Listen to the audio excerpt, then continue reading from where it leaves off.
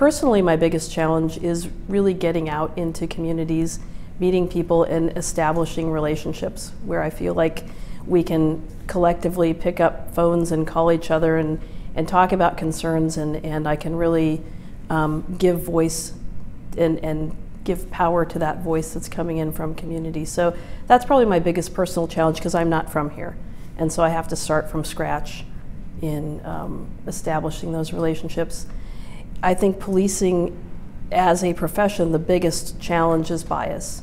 And that tends to be related to race and socioeconomic. So I think those kinds of issues and the interplay and how they impact trusting relationships between police and community are probably going to be my biggest professional challenge.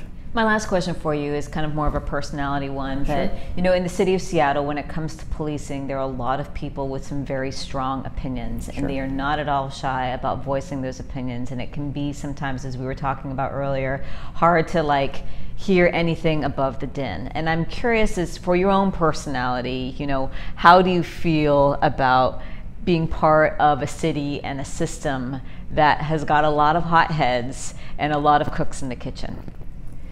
I think it's exciting, and I tend to believe that there is really no growth without challenge.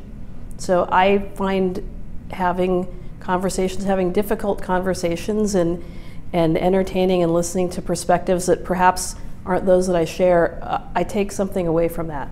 And I look forward to finding creative ways to weave those things into what we're doing. Those are important voices.